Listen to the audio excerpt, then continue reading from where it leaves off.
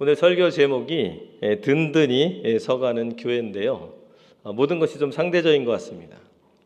저희가 든든히 지난 몇 년간의 시간을 돌아봤을 때 교도이즈미 교회가 우상이 많고 절이 신사가 도시 면적의 한 10분의 1 정도 되는 그런 지역인데요. 절들 중에서도 그 본원이 다 교도에 있습니다. 교도가 뭐 옛날부터 일본의 천년 동안의 수도였기 때문에 그런데요. 그곳에서 거북이가 뭐 앞으로 이렇게 조금씩 걸어가는 듯한 모습이지만 하나님께서 교회를 성장시켜 주셔서 감사하고 있습니다. 그런 감사의 은혜를 여러분과 함께 나누기를 원합니다. 지난달엔 저희가 나카지마 상이라는 분의 세례식이 있었습니다.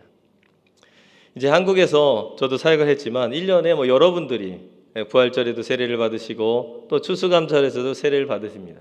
세례 받는 건 정말 기쁜 일이지만 선교지에서 한 영혼이 세례를 받는 것에 비하면은 그냥 밋밋한 죄송한 말씀인데 감이 좀 있습니다. 일본 교회가 이제 전국적으로 한 8,000개 정도가 있습니다.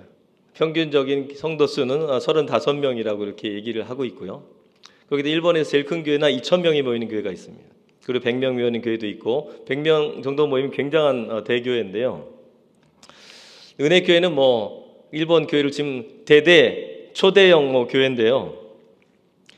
평균적으로 교회별로 1년에 한 명이 세례를 받습니다.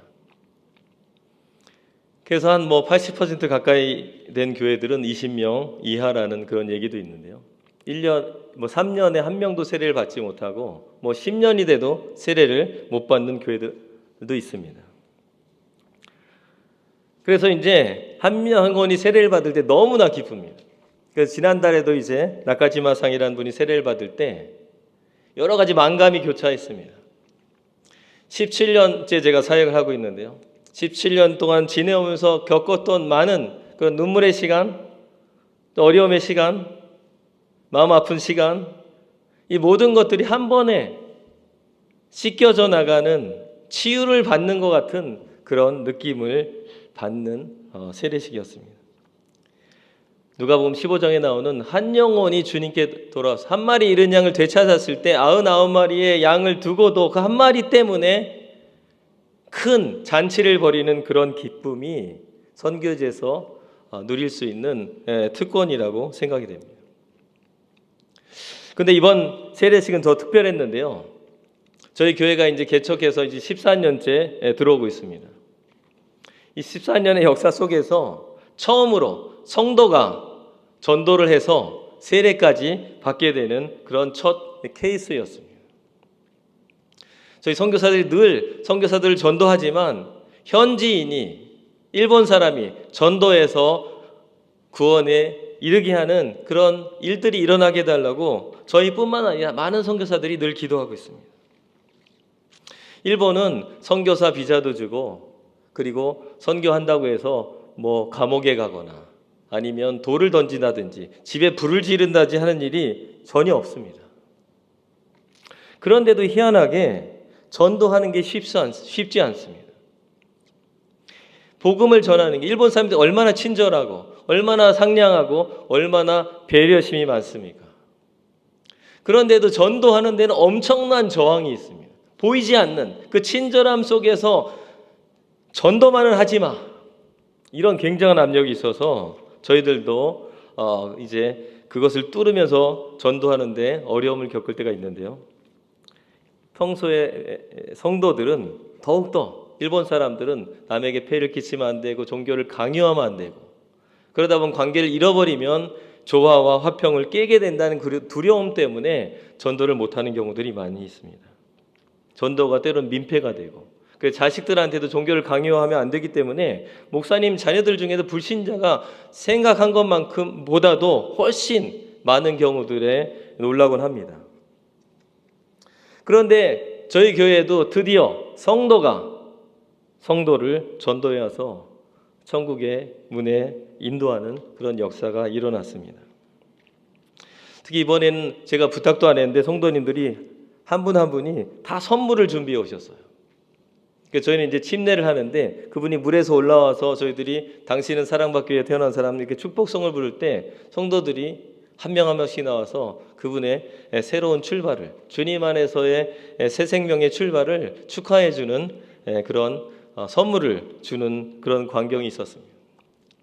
그 모습을 보면서 저도 이런 교회 다녀서 여기서 세례 받았으면 좋았겠다라는 그런 생각도 했었습니다. 이 나카지마상이 근데 나중에 세례를 받고 나서 하신 말씀이 이분이 만으로 50대 되는 분인데요. 지금까지 살아오면서 가장 큰 축하를 받았다고 하는 거예요. 이분이 어려서는 이제 부모님이 이혼하시고 또 어려움이 있어서 할머니 손에서 오랫동안 이렇게 자라게 됐습니다. 그리고 결혼해서도 이분도 일찍이 이혼을 하고 여러 가지 어려움 속에서 막내 딸은 고아원에 맡겨서 키울 수밖에 없는 그런 일들도 있었습니다. 그러다 보니까 이 세례식에서 받은 성도들이 축복해주고 선물을 주고 했던 것이 50평생에서 가장 큰 축하를 받은 그런 경험이었습니다. 이번 세례식이 또 특별했던 이유는 저희가 목회가 뭔지를 배울 수 있는 그런 시간이었습니다. 좀 파워포인트를 한번 보여주시면 감사하겠습니다. 제가 처갓집에 와서 그런지 긴장을 해가지고 파워포인트 보여드리는 것을 잊었는데요. 저희 세례 받는 모습을 한번 보여드렸으면 합니다. 이제 보이시네요. 예. 이 전도를 해오본 야스다상이라는 분이 지금 2020년도에 세례를 받으신 분인데요. 저희가 그 전에 2019년에 지역을 위한 첫 바자회를 열었을 때 김치를 사려고 교회에 오신 분이에요. 그때 이제 67세 되는 분이셨는데 평생 처음 교회에 발을 디뎠습니다. 김치를 사기 위해서. 그런데 희한하게 이분이 저희가 뭐 그렇게 강하게 전도한 것도 아닌데 그 다음 해부터 꾸준히 매주 교회를 나오시면서 이제 성경 공부도 하게 되고 또 세례를 이제 받게 되었습니다. 그래서 너무 감사했는데 좀 생활하다 보니까 이분도 굉장히 많은 좀 상처 속에서 젊었을 때 또 이혼하고 시골에서 이제 시집을 갔었는데요. 시어머니한테 또 자식들을 전부 다 빼앗기면서 그 이후에 자식들을 제대로 못 만나게 되는 여러 가지 어려움을 겪으신 분이어서 그런지 좀 강박증적이 좀 있으신 분이셨어요. 그래서 이렇게 성도들과 교제할 때 일본 사람인데도 불구하고 굉장히 막 개인적인 질문을 막 꼬치꼬치 집요하게 막 그렇게 물어보시는 그런 경향들이 있어요. 예를 들면 뭐 성도 새로 오신 분인데도 집이 어디서 사느냐, 뭐 월세가 얼마냐, 그리고 월급이 얼마냐, 그리고 어제 저녁에는 뭘 먹었냐, 누구랑 먹었냐, 어떻게 만들어 먹었냐, 늘 그렇게 먹냐, 뭐 이런 식으로 어떻게 보면 별로 알아도 아무 의미가 없는 내용들을, 그리고 너무 또 개인적인 내용들을 막 물어보시고, 그리고 사람들에게 대화가 하고 있으면 본인이 관심을 받지 않으면 좀 못 견뎌 하시는 분이에요. 누가 이렇게 얘기하셔도 자기가 끼어들어서 자기 주제를 막 계속해서 얘기를 하시다 보니까 성도들이 막 상처받고 힘들어하고 이렇게 교제를 피하게 되는 그런 모습들을 저희가 보게 됐습니다. 권면도 하고 그리고 그렇게 하시면 안 됩니다. 교회에서 남들 배려해야 됩니다. 이런 말씀을 많이 드리기도 하고, 그래도 변화가 없어 나중에는 저희가 한국에서 해본 적이 없는 권징, 이제 저희 집사님과 함께 이렇게 모임을 해서 계속해서 이렇게 하시면 성찬식을 당분간 참석 못하실 수가 있습니다. 그래도 변화가 없으면 예배에 당분간 참석을 못하실 수 있습니다. 그래도 안 바뀌시면 아예 교회를 못 나오실 수도 있습니다. 한국에서 한 번도 해본 적이 없는 권징의 그런 안내까지 할 정도였습니다. 그래서 저희 아내 이현미 선교사하고 때로는 저희가 이분 정말 차라리 교회 안 나오셨으면 좋겠다. 이분 때문에 오히려 교회가 좀 더 어려워지는 게 아닐까. 크지도 않은 교회인데 이렇게 걱정하는 일들이 있었는데요. 근데 이분이 이 나카지마상을 전도해 오신 거예요. 편의점 앞에서 만나서 이렇게 얘기를 하다가 우리 교회 너무 좋다. 우리 교회 오면 이렇게 식사도 하면서 교제도 하고 뭐 이렇게 수련회도 같이 가서 교제도 하고 너무 좋다고 자랑을 해서 이분을 교회로 인도를 하신 거예요. 저희 교회는 뭐 집사님으로 열심히 봉사하는 분도 계시고 또 2대째 신앙생활을 하는 그런 젊은 부부도 있습니다. 근데 그렇게 믿음이 좋아 보이는 사람들이 아니라 어떻게 보면 가장 연약한 이 야스다상을 통해서 전도가 이루어진 걸 보면서 정말 하나님께서는 상한 갈대도 꺾지 않으시고 꺼져가는 심지도 끄지 않으시는 분이라는 것을 저희가 경험할 수 있었습니다. 그리고 강한 자를 들어 쓰시는 것이 아니라 약한 자를 들어서 강한 자를 부끄럽게 하시는 하나님, 연약한 자를 통해서 일하시는 하나님을 저희가 배울 수가 있었습니다.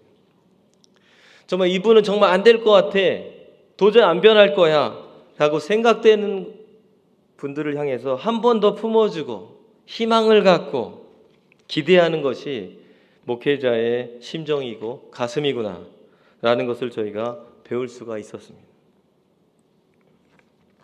두 번째는 저희가 종교법인을 취득을 할 수가 있었습니다. 다음 페이지 넘겨주시고요. 저희가 2018년도에 지역 봉사를 하기 위해서 다음 페이지 넘겨주시면 감사하겠습니다. 이제 건물을 구입을 하게 되었습니다. 성도들도 작은 가운데 믿음 가운데 저희 건물을 구입했는데요.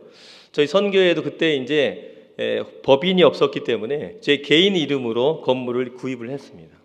이제 선교지에서 선교사 개인의 이름으로 건물을 구입하다 보면 여러 가지 덕이 안 되는 부분들도 있고 또 나중에 문제가 되는 경우도 많이 있어서 저희들이 빠르게 법인을 취득하려고 노력을 했습니다. 근데 일본도 법인 만드는 것이 굉장히 까다로워서요. 은행에 어떤 그런 융자가 있으면 법인을 또 허락을 안 해줍니다. 빚이 일단 없어야 되고요. 그 다음에 3년간 정말 교회를 운영을 실제로 종교 활동을 하고 있는지 실시간 모니터링을 하게 됩니다.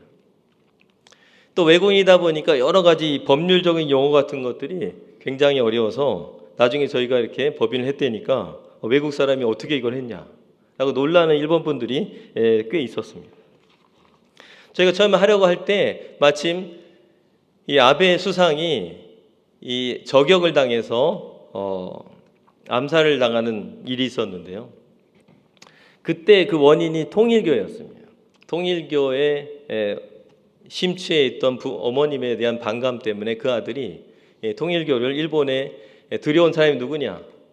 아베 수상의 할아버지가 통일교를 들어오게 되고 아베 수상도 통일교 긴밀한 관계를 맺었다라는 생각 때문에 아베 수상을 저격하는 그런 일이 있었습니다. 그러다 보니까 제가 한국 사람이다 보니까 혹시 이렇게 약간 의심의 눈초리, 이상한 그런 데가 아닐까, 또 이렇게 좀 불법적인 데가 아닐까, 이런 의심의 눈초리들이 있었습니다.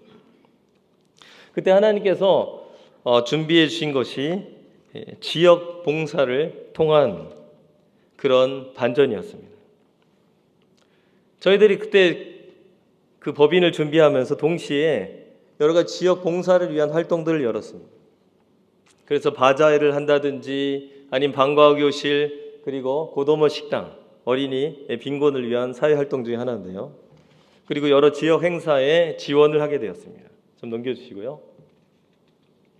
특히 이제 한 달에 한 번이지만 고도모 식당을 하는 것을 통해서 지역에는 많은 분들이 교회의 존재를 알게 되고 정말 교회가 좋은 일을 한다는 그런 이미지를 갖게 되었는데요. 이것이 그 종교법인을 관할하는 그 교도 후에 그 직원의 마음을 열기 시작했습니다.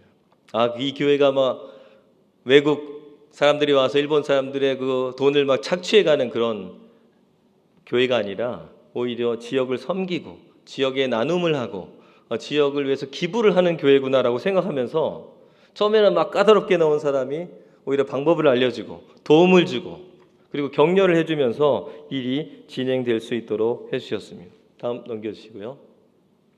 그래서 한 번은 저희가 저희 교회 근처에 있는 지역 공원에 이렇게 벚꽃나무를 새로 심는 그런 작업이 있었는데요. 지역 연합회가 일본엔 굉장히 잘 돼 있습니다. 거기서 이제 뭐 신사 맞들이도 하고 뭐 이런 행사들 하게 되는데요. 그 연합회 회장님이 저희한테 오셔서 지역 식목 사업을 하는데 공원 식목 사업을 위해서 함께 동참해 주지 않겠냐 이런 부탁을 하셨어요. 그래서 저희가 기쁜 마음으로 동참을 하고 거기에서 열린 행사에도 저희를 참여하고 또 돕는 일을 했습니다. 그랬더니 나중에 이제 그 지역의 아주 중요한 모임에 저희를 귀빈으로 초청을 해줬습니다. 호텔에서 하는 모임이었는데 외국 사람은 제가 유일한 사람이었어요. 국회의원이 그리고 시의원이 그리고 부의원이 참여하는 교장 선생님, 경찰서장, 소방대장이 참석하는 그 모임에 제가 초대를 받아서 가게 됐습니다. 이제 처음으로 일본 사람이 호텔에서 하는 모임에 처음으로 이제 참석을 해봤는데요. 그 참석한 모임에 마침 제 테이블에 오른쪽에 앉아 있었던 분이 지역에 있는 청소년 센터의 센터장님이셨어요.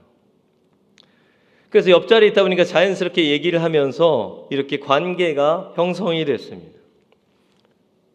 그래서 그 다음부터 저희 단기팀이 올 때마다 그 청소년 센터에 가서 학생들 식사를 제공해 주고요. 여기 한류가 있기 때문에 한국 음식을 굉장히 좋아합니다. 떡볶이, 김밥, 오뎅 이런 거를 이렇게 만들어 주면서 아이들과 게임도 같이 하고 이런 교류의 시간들을 갖게 됐습니다. 그리고 한 번은 거기서 교류를 하고 이틀 후에 교회에서 청소년 전도 집회를 했을 때 14명이 그 이틀 후에 전도 행사에 참석해서 복음을 듣는 그런 일들이 있었습니다. 사실 일본은 다른 지역보다 부족함이 적은 그런 나라입니다. 그리고 상대적으로 자존심도 강한 나라입니다. 아무리 우리가 좋은 것이 있으니까 가지라고 해도 쉽게 마음을 열지가 않습니다. 하지만 우리가 그들의 이웃이 되고 그들과 함께 있는 자리에 있을 때 하나님께서 여러 가지 기회들을 열어주시는 것을 볼 수 있었습니다. 사실 이렇게 청소년들을 모은다는 것이 굉장히 어렵습니다. 근데 청소년 센터에서 청소년들을 모아주기 때문에 저희는 가서 행사만 하면 되는 거예요. 그 사람들이 모아놓은 사람들, 그 사람들이 홍보를 하고 그 사람들이 선전을 해서 사람들을 모아놓으면 저희가 가서 행사를 하면 됩니다. 그런데 이런 봉사활동이 종교법인을 얻는 데 굉장히 결정적인 도움을 줬습니다.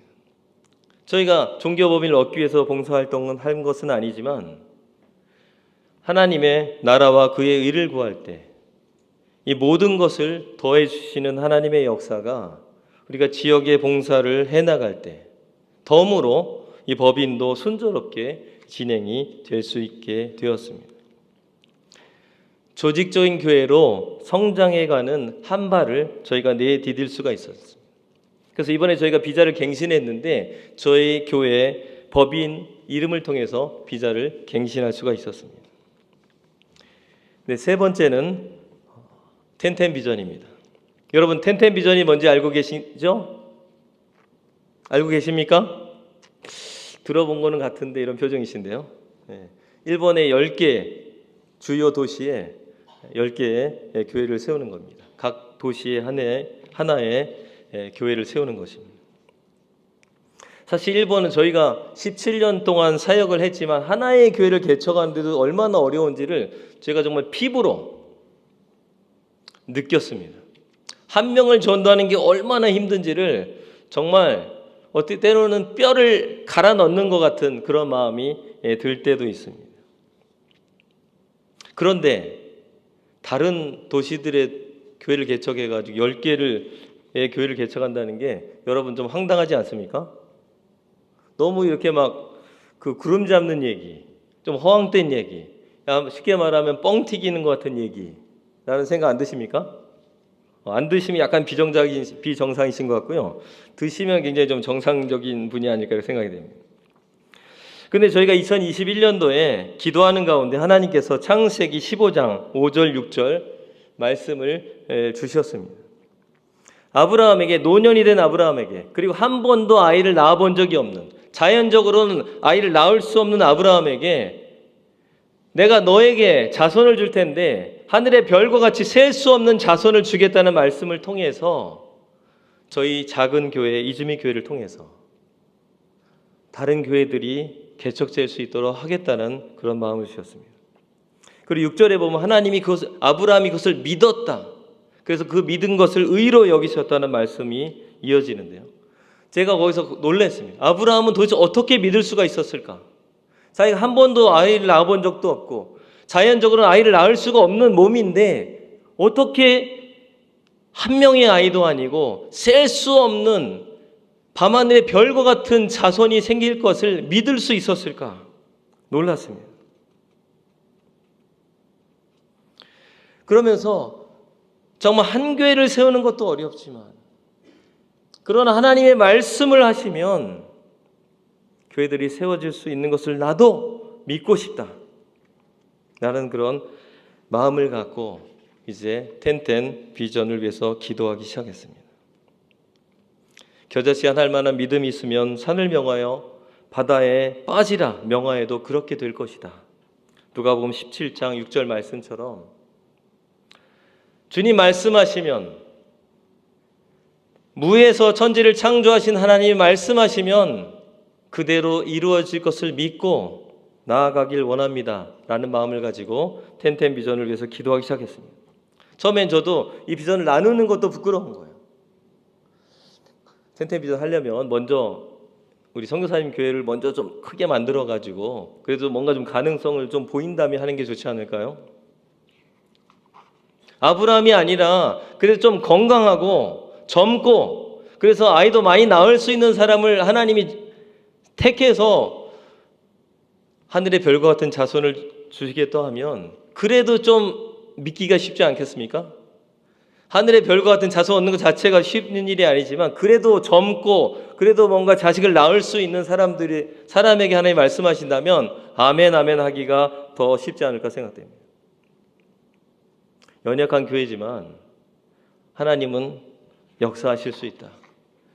우리가 하는 것이 아니라 우리의 능력을 하는 것이 아니기 때문에 라는 마음을 가지고 이제 기도하고 또 비전도 나누고 또 이제 다른 저희가 교도에서만 사역했기 때문에 다른 지역은 제대로 모르기 때문에 또 지역 조사도 하고 네트워크도 하고 넘겨주시겠습니까? 예, 이런 활동들을 하고 있었습니다. 그런데 한 3년 정도 열심히 기도하고 뭐 줌으로도 이렇게 기도해도 하고 했었는데 전혀 뭔가 조짐이 없는 거예요. 뭔가 이렇게 조금이라도 움직임이 없는 거예요.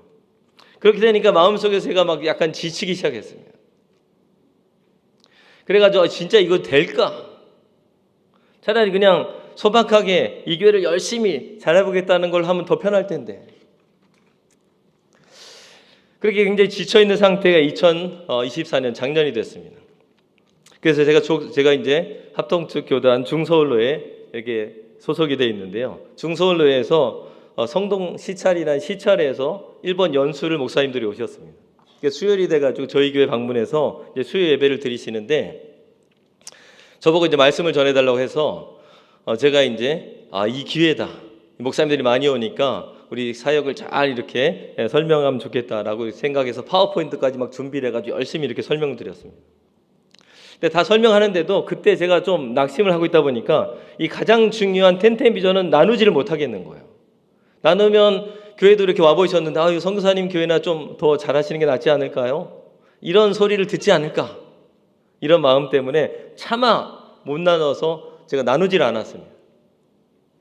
근데 희한하게 하나님은 그곳에 방문하셨던 목사님들 중에 저희를 협력 후원하시는 목사님이 계시는데 제가 이제 소개를 다 끝난 뒤에 그 목사님이 나오시더니 이 선교사님 발표를 안 했지만 이 교회에는 텐텐 비전이 있습니다.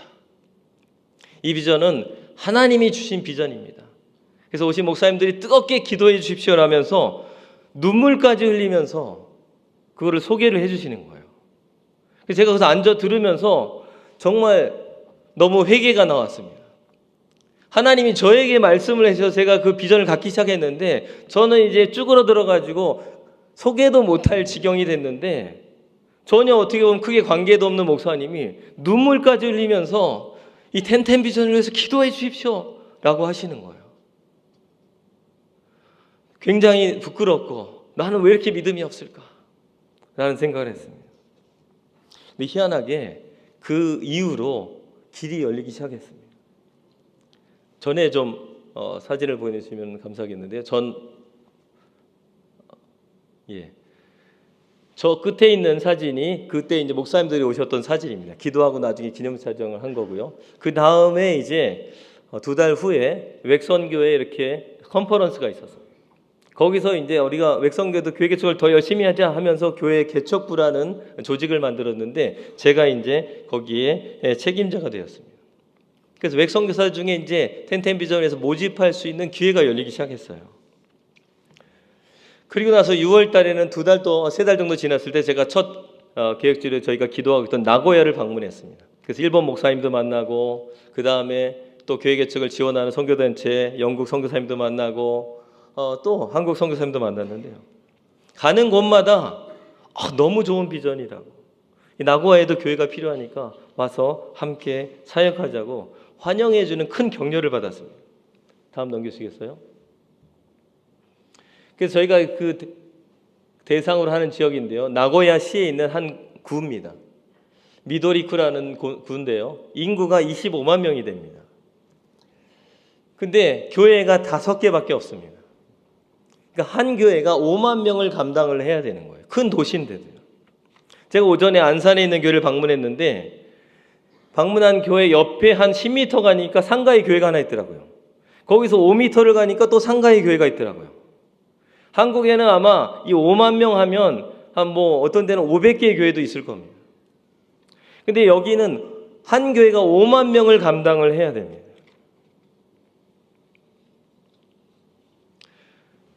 굉장히 환영을 해줘서 제가 큰 격려를 받았어요. 하나님께서 뭔가 일하고 계시는구나. 그리고 나서 이제 가을이 접어들 때 다음에 넘겨주십시오. 이제 단기팀이 오게 되면 또 저희가 그 지역에 가서 노방전도도 했습니다. 넘겨주시면 감사하겠습니다. 이제 웹 선교사님 중에 김정원, 김여경 선교사님 부부가 가을쯤 돼서 저희를 이렇게 교제를 하면서 사실은 3년 전에 제가 이제 웹선교회 기도회에서 한국에서요, 기도회 때 이제 텐텐비전을 나눴습니다. 그때 하나님께서 이분들에게 삿포로에 가서 너희가 개척을 해라. 그리고 삿포로가 멀기 때문에 저희가 이제 계획 속에 제일 나중이었는데요, 나중이 아니라 삿포로가 첫 번째 교회가 될 거라는 음성을 들려주셨다는 거예요. 그 다음부터 이분들이 마음속으로 계속 기도하면서 준비를 해오셨는데 이제 작년에 저희에게 처음으로 그 내용을 이렇게 나눠주셨어요. 그 3년 전이 저희가 아무것도 일어나지 않아서 낙심하고 지쳐 있을 때, 이렇게 기도하고 뭔가 노력하는데 왜 뭔가 조짐이 안 보일까 할 때 실제로 하나님은 일하고 계셨습니다. 실제로 하나님은 선교사를 준비시켜 주시고 하나님의 마음을 나눠주시고 그리고 준비할 수 있도록 일하고 계셨습니다. 단지 제가 몰랐던 거예요. 제 눈에는 보이지 않았습니다. 제 귀에는 들리지 않았습니다. 하지만 하나님께서는 신실하게 하나님의 비전을 이루고 계셨습니다. 믿음은 바라는 것들의 실상이요 보지 못하는 것들의 증거라고 했습니다. 그리고 믿음이 없이는 하나님을 기쁘시게 할 수 없느니라고 히브리서 11장 6절에서 말씀하고 있습니다. 창세기 15장 5절 6절 말씀을 드렸는데요, 6절에 아브라함이 믿었다고 했습니다. 너를 통해서 하늘의 별과 같은 셀 수 없는 자손들이 생길 것이다. 이걸 믿었다고 했습니다. 믿으니 하나님이 의로 여기셨다고 했습니다. 갈라디아에서 보면 이 구절이 우리 개신교의 기둥이라고 할 수 있는 이신층의 오직 믿음으로만 의롭게 된다는 그 교리의 또 출발점이 됐습니다. 믿음을 하나님은 기뻐하시고 믿음을 의롭게 여기시느니라. 믿음이 무엇인가? 보이지 않는 것을 믿는 것. 일어나지 않고 있지만 믿음을 통해서 일어날 것을 믿는 것이 믿음입니다. 얼마 전에 소천하신 몇 년 됐지만요, 조영기 목사님의 책 중에 아는 분들 많으실 텐데요, 4차원의 영적 세계라는 책이 있습니다. 거기에 이제 제가 늘 잊지 못하는 예화가 하나 있는데요, 개척 초기에 정말 그 텐트를 치고 불광동에서 개척을 하지 않으셨습니까? 재정도 없고 텐트를 치고 하는 교회다 보니까 설교 준비할 책상도 없고 그런 열악한 상황 속에서 그런 게 이제 채워질 수 있도록 이렇게 늘 기도를 하고 계셨는데, 설교하는 중에 하나님께서 그 책상과 자전거가 채워졌다고 선포하라는 그런 감동을 주셨다는 거예요. 그래서 조영기 목사님이 기도하고 있던 책상과 자전거가 주어졌습니다 라고 선포를 하신 거예요. 자, 그런데 그 예배에 참석하고 있던 아이들 중에 그럴 리가 없는데, 이렇게 어떻게 보면 순수한 아이들인지 순진한 아이들, 그럴 리가 없는데 생각하면서 목사님이 이제 예배 끝나고 집에 갔을 때 목사님을 따라간 거예요. 정말 자전거가 있는지, 정말 그 마호가니 책상이 있는지 한번 확인해 보고 싶다고. 그래서 목사님을 따라서 집에 갔는데, 여러분, 자전거가 있었을까요? 책상이 있었을까요? 없었습니다. 그러니까 아이들이 목사님 없잖아요. 목사님 뭐 주어졌다면서요. 그때 이제 하나님께서 준 지혜가, 야 얘들아, 아이도 태어나기 전에는 엄마 뱃속에서 10달 동안 임신한 상태로 있다. 그리고 임신한 10달이 지나면 나오게 된다. 뱃속에서 안 보이지만 있는 것처럼 나는 믿음 안에서 마음으로 자전거도 품고 있고 마호가니 책상도 품고 있다. 이렇게 얘기를 해주신 거예요. 그러니까 아이들이 뭐랬어? 할렐루야! 했을까요? 애들이 막 키득키득하면 목사님이 자전거를 임신했대, 목사님이 뭐 책상을 임신했대 하면서 이렇게 돌아간 거예요. 돌아갔습니다. 근데 얼마 지나지 않아서 가까운 지역에 사역하던 외국인 미국 선교사님인 것 같은데요. 미국 선교사님이 돌아가시면서, 고국으로 돌아가시면서 자기가 쓰던 마호가니 책상 그리고 자전거를 조영기 목사님한테 이제 주고 가셨습니다. 제가 한국에 와 보니까 그 쿠팡인가요? 무슨 그 퀵배송이 정말 빠르더라고요. 오후에 뭐 공유기를 주문을 했는데 그 다음 날에 온다고 이렇게 됐었는데 저녁 밤 10시에 오더라고요. 제가 일본에서는 경험을 못 해봤습니다. 야, 정말 빠르다. 자, 그렇기 때문에 여러분, 우리가 이제 믿음으로 기다린다는 걸 굉장히 좀 배우기 어려운 우리가 환경 속에 살고 있습니다. 사실 일본에 오시면 여러분이 그런 면에서 더 이렇게 믿음의 훈련이 되시기 좋은데요. 기다림의 훈련이. 우리가 기도할 때 천국에서는 결제가 나고 뭐 발송이 이루어졌다고 우리가 믿을 수 있습니다. 이제 발송이 됐는데 도착, 배송 완료가 되기까지 시간이 걸릴 뿐입니다. 저는 그래서 이 10개의 교회들을 마음속에 품고 계속해서 믿음으로 하나님을 기쁘시게 하기를 원합니다. 눈에 아무것도 이루어지지 않는다 할지라도 어쩌면 제가 죽는 그 순간에 몇 개의 교회밖에 개척이 안 될 수도 있습니다. 어쩌면 하나의 교회도 개척이 안 될 수도 있습니다. 하지만 저는 이 믿음을 가지고 이 마음속에 생명의 복음을 전하는 10개의 교회들이 도시들에 세워지는 것을 꿈꾸면서 이 세상을 마감하길 원합니다. 마지막까지도 믿음을 가지고 하나님은 일하실 것이다. 하나님이 일본 영혼을 사랑하시고 하나님의 놀라운 역사로 한국에 놀라운 부흥을 주셨던 것처럼 일본 땅에도 부흥을 주실 거라. 믿음을 가지고 생을 마감하길 원합니다. 눈에 아무것도 보이지 않는다 할지라도 믿음으로 하나님 일하심을 믿으며 그 믿음으로 하나님을 기쁘시게 해드리는 그런 선교사로 서기를 원합니다. 감사하게도 하나님께서는 이제 삿포로에 교회 개척이 시작되는 그런 꿈틀거림을 허락해 주고 계십니다. 눈에 보이지 않지만 오사카에도 나고야에도 교회가 필요한 그 지역에 생명의 꿈틀거림이 일어나고 하나님을 예배하는 자가 모여서 주님을 예배하는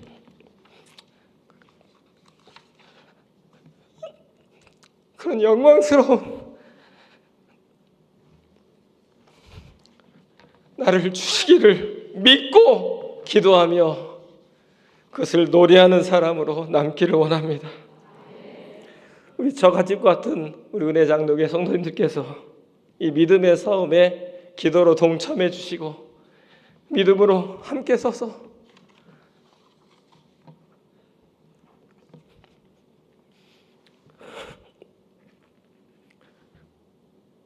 한 영혼이라도 더 주님 앞에 나오는 역사가 일어나게 되기를 소원합니다.